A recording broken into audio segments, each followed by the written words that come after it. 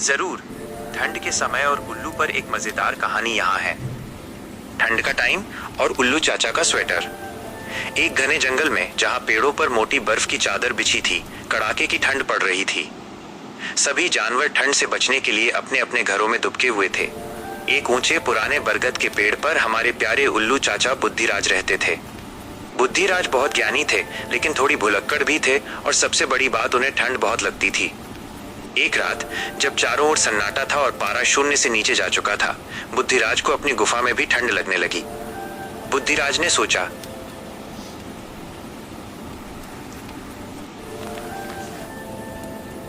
अरे बाप रे, इतनी ठंड, मैं तो जम जाऊंगा।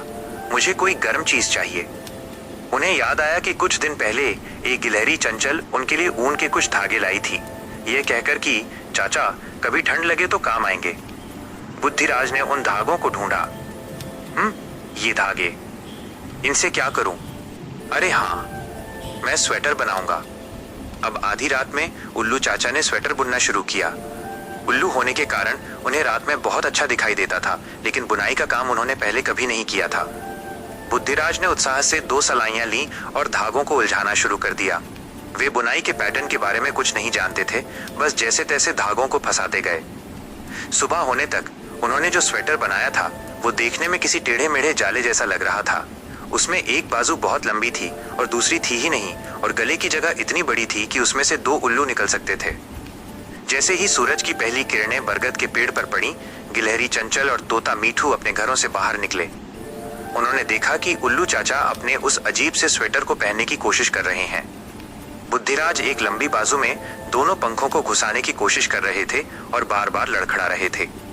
चंचल ने पूछा, उल्लू चाचा, ये क्या पहन रहे हैं? ये तो क्या है? बुद्धिराज ने गर्व से अपनी एक आंख झपकाते हुए कहा, बेटा चंचल, ये मेरा anti freeze extra warm ultra modern sweater है। मैंने खुद रात भर जागकर बुना है। अब ठंड मेरी गुफा के आसपास भी नहीं भटकेगी। मीठू तो अपनी हंसी रोक ही नहीं पाया। वो बोला, चाचा, ये स्वेटर कम और टूटी हुई मछली पकड़ने का जाल ज्यादा लग रहा है।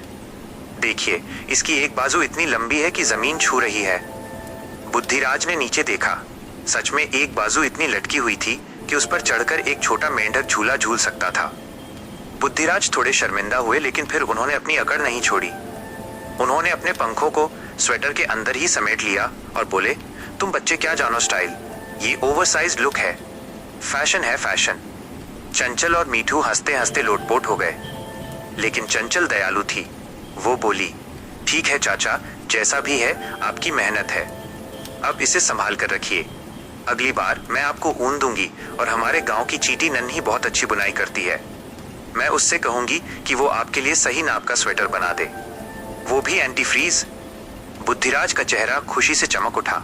उन्होंने अपना अटपटा स्वेटर उतारा और एक कोने में रखा।